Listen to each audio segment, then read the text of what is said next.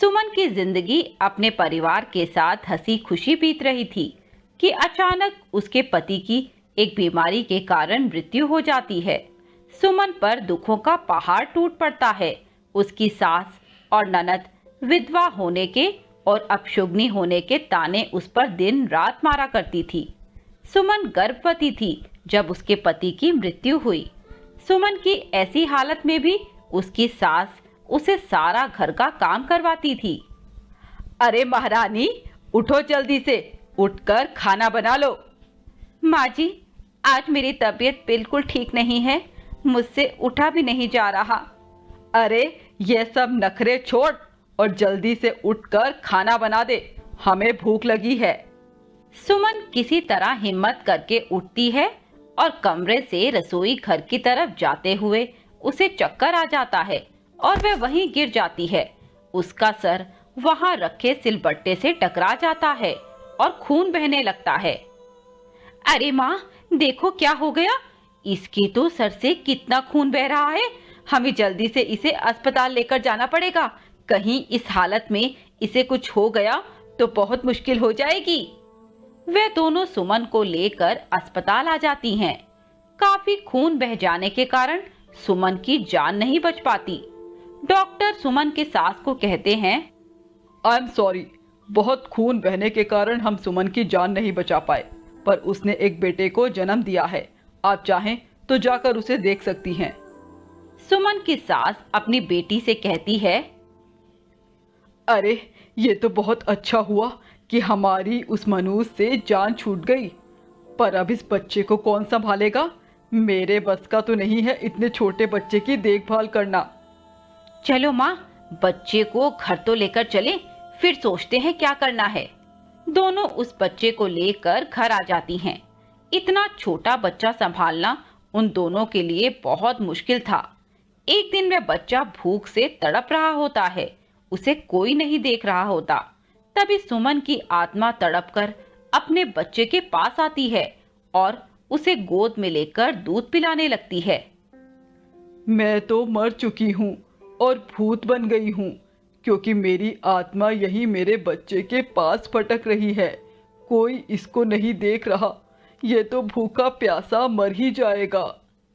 कुछ दिनों में तंग आकर सुमन की ननद उस बच्चे को उठाकर सड़क पर छोड़ाती है।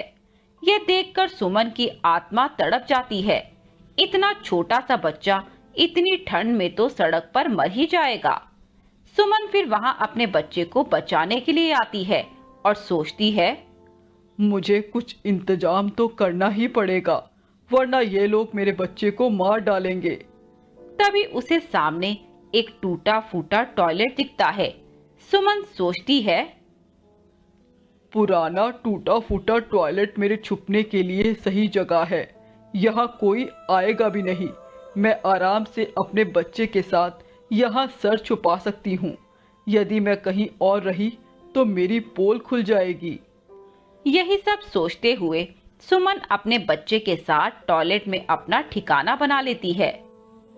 सर छुपाने के लिए तो यह जगह ढूंढ ली। मैं भूत हूँ, मुझे खाने की आवश्यकता नहीं, पर मुझे अपने बच्चे के खाने पीने और दूध के इंतजाम के लिए तो बाहर जाना ही पड़ेगा। इसके लिए मुझे कहीं ना कहीं कुछ काम करना पड़ेगा। सुमन भूत थी, पर वह एक औरत का रूप कर सकती थी। वह एक औरत का रूप धारण कर अपने बच्चे को लेकर एक घर में जाती है और काम मांगती है। मेम साहब, क्या आप मुझे अपने यहाँ काम पर रख सकती हैं? आप जो भी कहेंगी मैं वह काम कर दूंगी। बस मुझे अपने बच्चे के लिए कुछ पैसों का इंतजाम करना है, वरना मेरा बच्चा भूख से मर जाएगा। वह औरत सुमन से कहती है, पर तुम इतने छोटे बच्चे के साथ कैसे काम करोगी? आप मुझे एक मौका दीजिए। यदि आपको काम पसंद ना आए तो आप मुझे मत रखिएगा। उसकी हालत पर तरस खाकर वह औरत उसे काम पर रख लेती है। सुमन अपने बच्चे को लेकर सुबह काम पर आती है और सभी काम अच्छे से निपटाकर रात में उसी टॉयलेट में बच्चे के साथ सो जाती है। कुछ दिन चलता रहता है और वह बच्चे के लिए दूध और खाने पीने का सामान ले लेती है। सुमन दिन भर तो औरत का रूप धारण कर सकती थी, पर शाम अंधेरा होते ही वह भूतनी के रूप में आ जाती थी। इसीलिए शाम होने से पहले वह अपने बच्चे को लेकर टॉयलेट में छुप जाती थी, ताकि उसकी सच्चाई किसी के सामने न आ जाए। उसे अपने बच्चे के लिए यह सब करना ही पड़ता था। वह मेम साहब कई बार सुमन को शाम में खाना खाकर जाने को कहती थी, पर सुमन मना कर देती थी, क्योंकि वह तो खाना खा ही नहीं सकती थी। कुछ न कुछ बहाना बनाकर वह उन्हें मना कर देती थी। एक दिन सुमन की मेम साहब के घर मेहमानों ने आना था।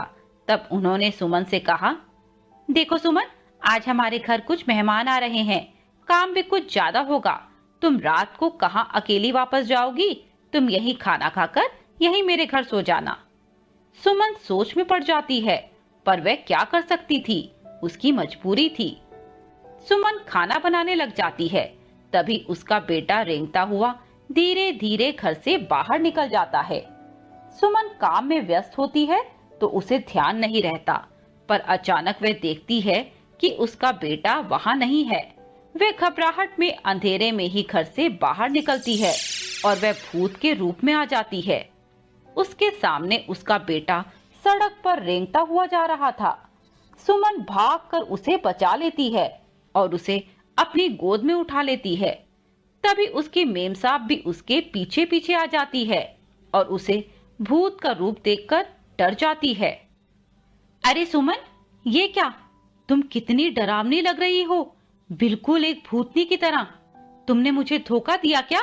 तुम ये बच्चा भी कहीं से चुरा कर तो नहीं लाई हो? नहीं नहीं मेम साहब, ये बच्चा मेरा ही है और इसी बच्चे के मोह के कारण मुझे मुक्ति नहीं मिल पा रही है। मैं आत्मा बनकर यहीं भटक रही हूँ। इसका ध्यान रखने के लिए मुझे ये सब करना पड़ता है। ये कहते हुए सुमन अपनी सास और ननद की सारी कहानी मेम साहब को सुना देती है।